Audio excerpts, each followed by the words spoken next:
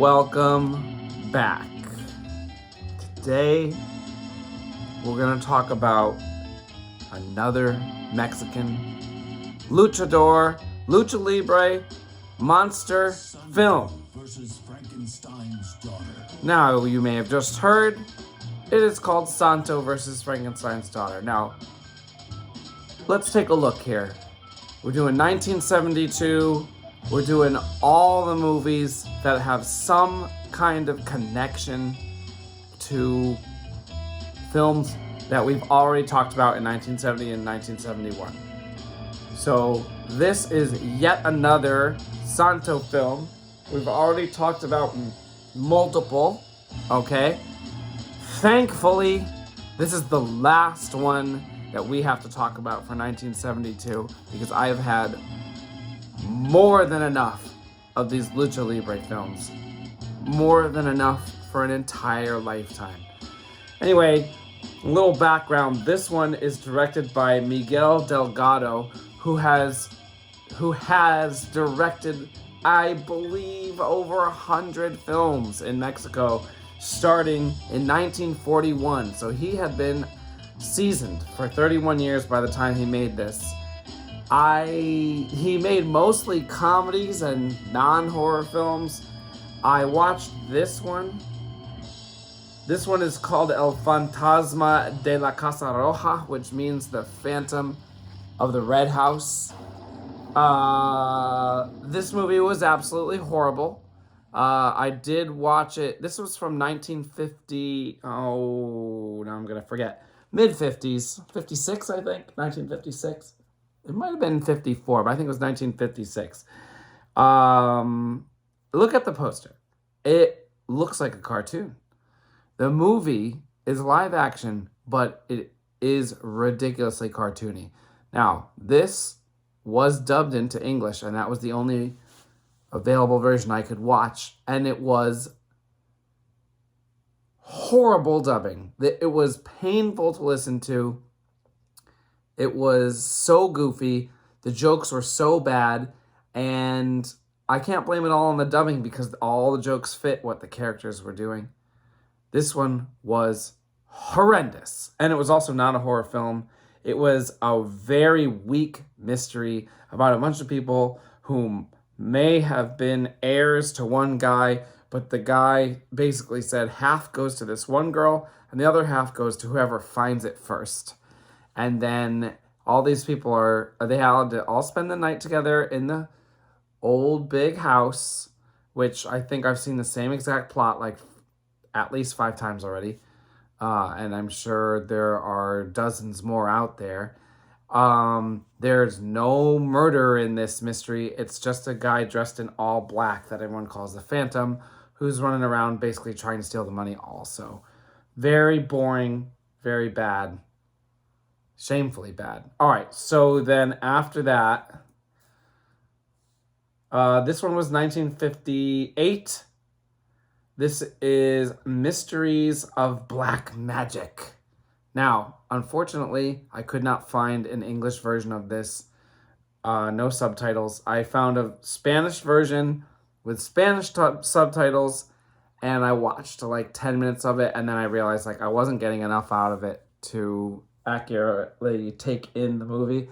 However, it seemed cool.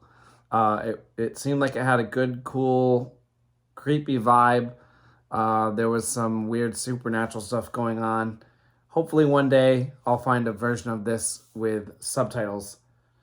So that was 1958, and then he didn't do any more horror until this one, Santo versus Frankenstein's daughter. Now, how many different classic Hollywood-type monsters have we seen Santo fight against?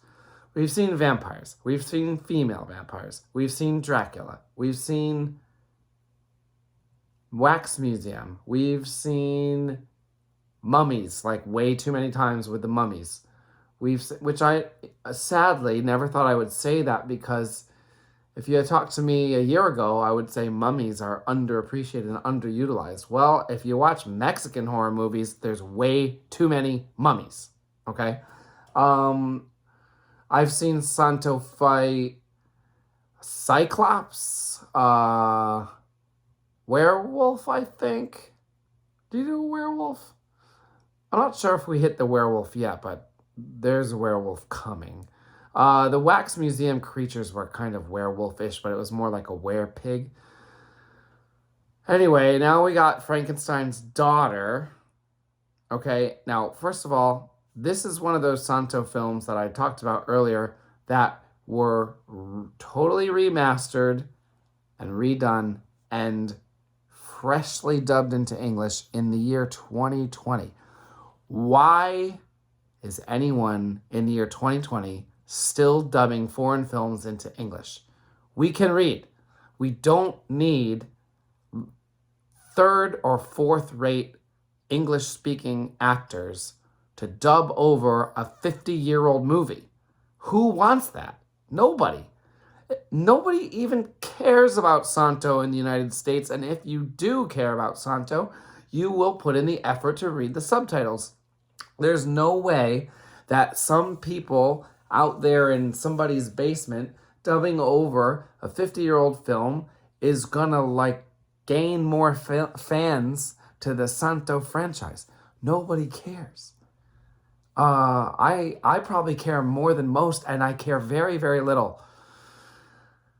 The restoration in HD looks very good, and actually some of the makeup and effects in this movie are not that bad. The story is basically the same story as every other Santo movie. There's a bad creature or monster or person who is doing bad stuff, and Santo has to save the day. Okay, like how many times have we seen that at this point? Dozens and dozens. Oh my God. So in this case, this woman recognizes that Santo basically is like the greatest human specimen on earth, which is very ironic because Santo at this point in his life is like starting to get a little old as far as professional athletes go. He'd been wrestling since I believe the 30s, and it's 1971. Like nobody competes that long typically. You can see that Santo, and he's never been in great shape. He's a hero, I get it. He's a Mexican like folk legend. But he's not in great shape. Like it's kind of funny because I watched a couple of those Mil Mascaras movies, and Mil Mascaras is in great shape, and he's also really tall. He towers over Santo, and he's like ripped. He's perfectly built. And in that last one we talked about last week, he's with Blue Angel, who is like the biggest, most jacked Mexican wrestler that I've ever seen. It's funny because as they decrease in popularity, they seem to get bigger and stronger looking. That seems bizarre. Maybe it's because Santo can actually act and the other ones can't.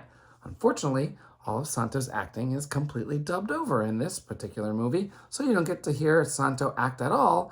Instead, you get to hear somebody with a very, very thick accent talk as Santo, which is hugely disappointing. So anyway, in this movie, we have Freda Frankenstein, the daughter of Dr. Frankenstein. She makes two monsters. One of them literally is the horrible manbeast, who we've seen in multiple Mexican movies already. Half man, half ape, okay? And just like in the other manbeast movies, which were also made by Calderon, which this one is also made by Calderon, they reuse the same monster without actually acknowledging it. And it's just like a big dude with like ape-ish makeup on his face. There's like the body is not altered at all. So in addition to that man-beast, we also have a fairly classic looking Frankenstein's monster. And so Freda Frankenstein has made these two monsters, and she also contains a serum that she injects into her body and keeps her young-ish looking. Like, how old is this actress? Like probably late 30s, maybe early 40s.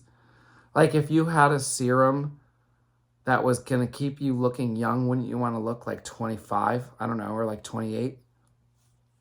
She also has all these old men henchmen who also use the serum, and these men look about 40 in their 40s, but really they're 100 years old. But they look like they're in their 40s because they take the serum. The serum also causes them severe pain. It causes them the sensation that their blood is boiling and they scream.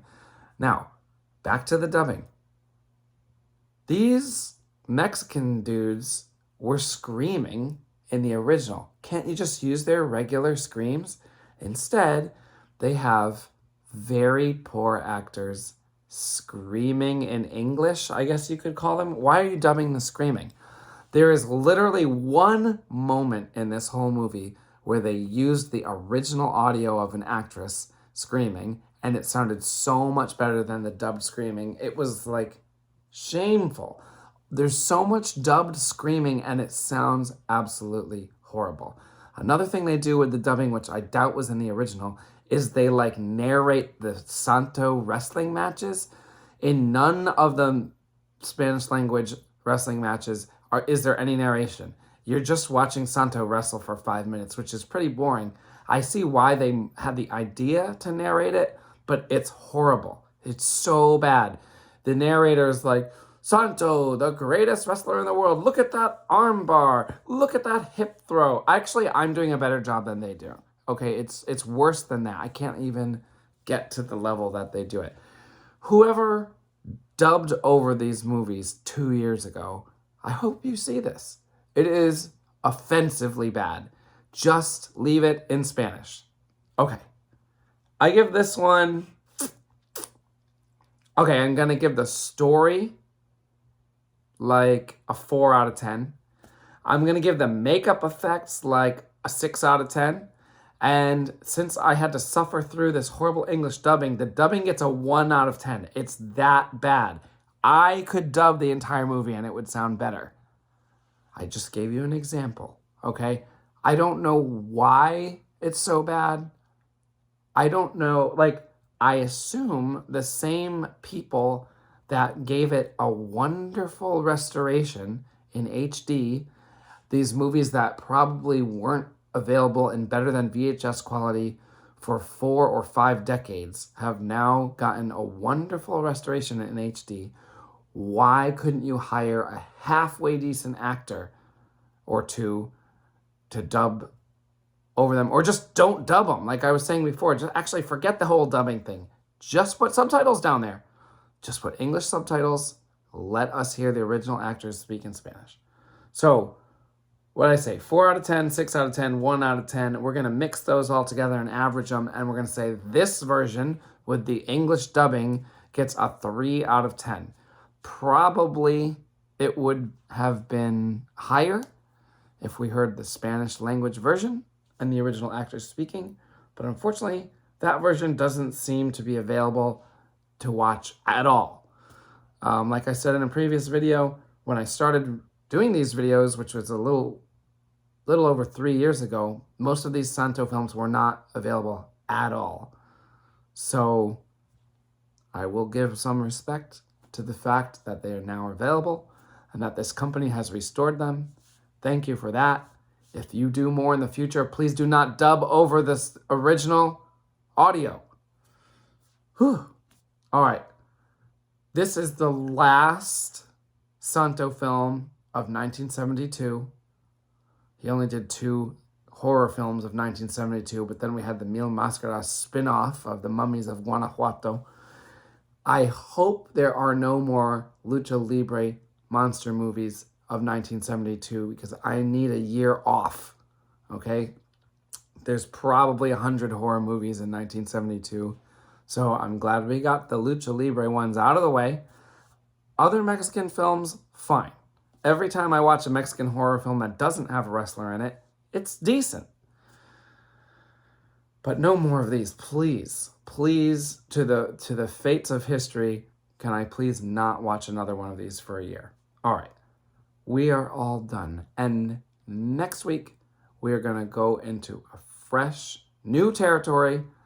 The only other movie related to a past year is Macabre Serenade, which is actually another Mexican movie, but that is the final of the 4 Boris Karloff Mexican films, and unfortunately, I can't find it anywhere. I was able to track down the first 3, but the 4th one I can't find anywhere. That's okay. The first 3 were all bad, and I prefer to just remember Boris Karloff as doing all the wonderful movies he did from his whole career. And these Mexican ones were horrible. So we'll just not worry about that. Besides, it was made in 1968 and not even released until 1972. So it's not a real 1972 film anyway. Aside from that, we have covered every single movie made in 72 that had a connection to a previous movie. So starting next week, we will be moving forward into fresh new 72 territory, which I'm hoping will be a breath of fresh air. All right, we'll see you then. Thanks for sticking with me.